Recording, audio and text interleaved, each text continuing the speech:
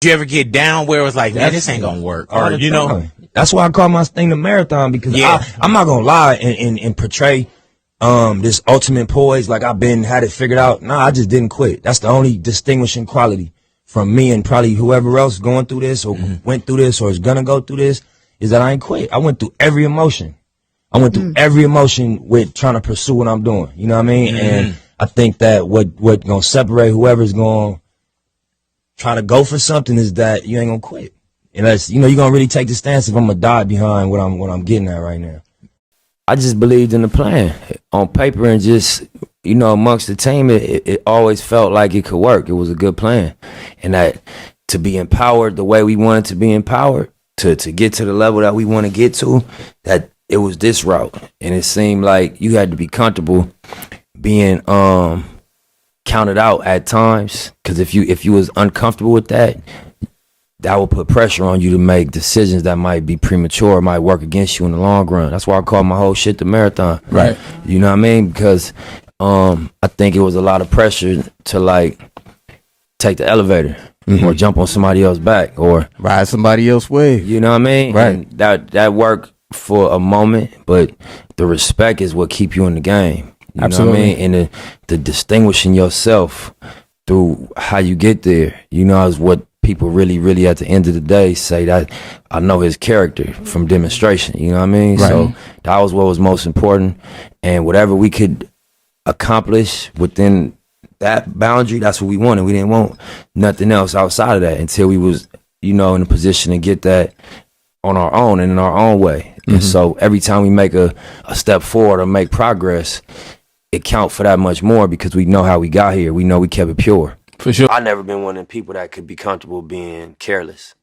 Some people, I noticed the quality that they don't have, that they just don't have the I guess the pressure on themselves. You know, they just have a little bit of a comfort that I don't have. I don't feel comfortable unless I know I went above and beyond with my preparation. The things that possibly could happen, if I ain't take real steps to prevent those things, I'm not comfortable.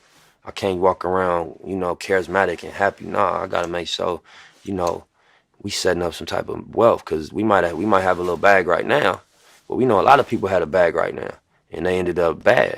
I believe in you work with what you got, man. I was never a robber. I was always a hustler. And why I say that is that you could watch what other people doing, and this nigga on this level of the game, and it'll start poisoning your process, and you want to skip steps. Yeah. And I always believe that I seen niggas jump the gun and step outside of their comfort zone or what they known for doing and go get smacked and go get 100 years.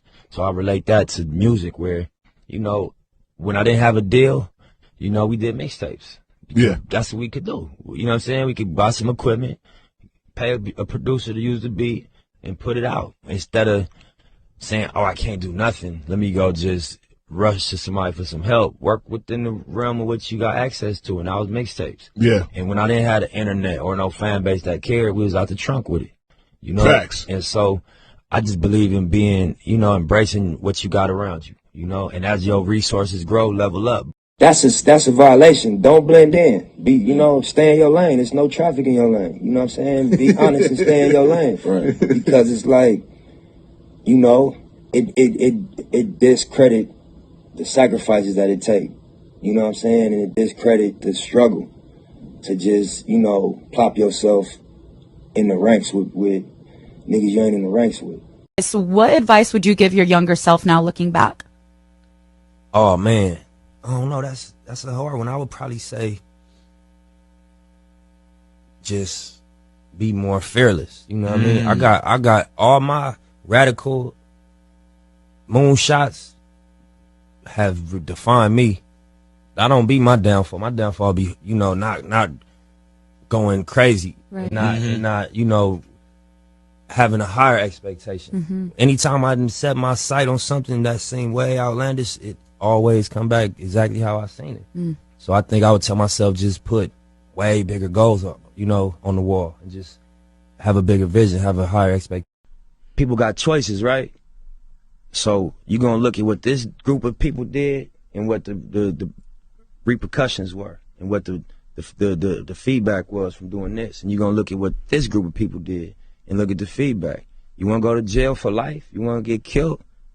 Do what we was doing. Right. You want to get you some money, level up, create brands, build your team, get your family, get your homies on. Follow what we doing. It's your choice. I feel like you got to embrace your position, you know what I mean, and not shy away from it. You a leader, people following you. So you gotta lead people to the lake and to success, because people gonna follow you regardless, whether you embrace it or not. The reasonable man adapts himself to the world. The unreasonable one persists in trying to adapt the world to himself. Therefore, all progress depends on the unreasonable man.